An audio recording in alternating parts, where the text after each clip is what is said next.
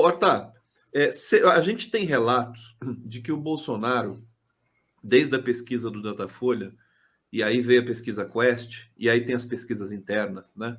E aí tem o PL, e aí tem o Centrão, que não é negacionista completamente como ele, como o bolsonarismo, e que estão dizendo, querido, você vai perder. E ele ficou enlouquecido com isso, bate mesa, grita, né? Aquela coisa, né? Ninguém me tira daqui, e entra numa fase de desespero, né?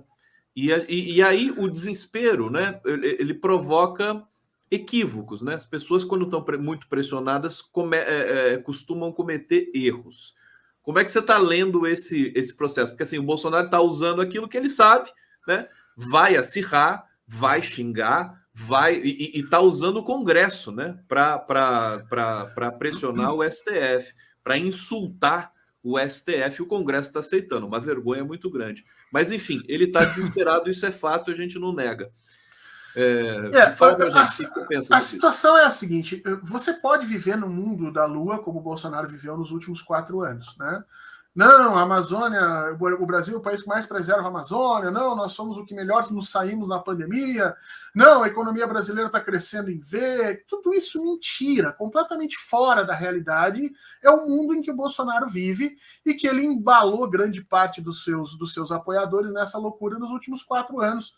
Muita gente no Congresso é apoiador do Bolsonaro e está embalado nisso, mas outros são apenas apoiadores de momento, porque tem interesses ali. Para esses, que grande medida são o Centrão, o que vale ali, Conde, é a análise fria das coisas. Então, se o bolsonarista raiz, vamos dizer assim, ele vai abraçado com o Bolsonaro para onde for, esse Centrão não vai. Esse Centrão trabalha com uma análise muito mais clara, muito mais pragmática da realidade, né?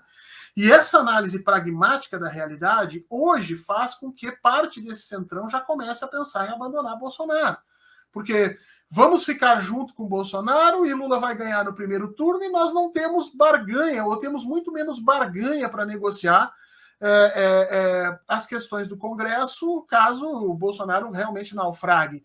E o peso eleitoral de Lula começa a vergar, né? Começa a moldar o sistema eleitoral brasileiro em torno dele. Quer dizer, você tem o Bivar ali, que já saiu dizendo que pode fazer acordo pela questão de Minas, né? Você tem outros partidos que vão começar a fazer isso. Isso aumenta ainda mais a sensação de estar sendo largado na estrada que Bolsonaro está tendo. Quer dizer, Bolsonaro teve essa sensação na metade do mandato dele, ele foi eleito em 2018 com uma carta branca das elites brasileiras.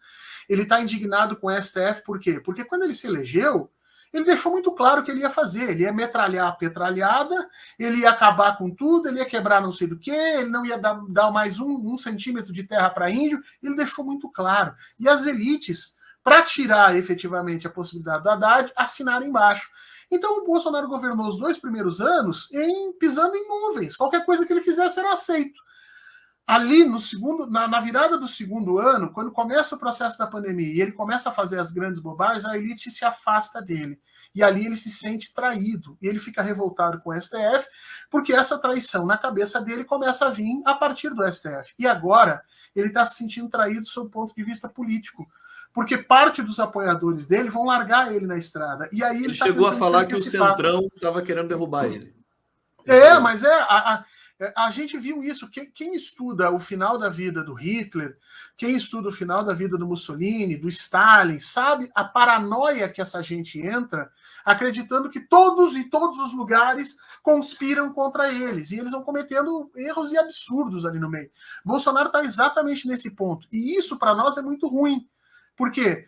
Porque ele tende ali que fazer o restante das instituições brasileiras dentro dessa paranoia enlouquecida que ele vai entrar. Né? E ele consegue ter uma visão nesse momento de que a situação eleitoral brasileira não vai mudar. Ou seja, ele vai perder, ponto. Não interessa o que ele possa ou não possa fazer, ele vai perder. E isso faz com que o futuro dele seja mais ou menos definido, e aí o desespero bate. Né? O desespero bate, ele começa a gritar e começa a fazer estardalhaço aí fora. Você imagina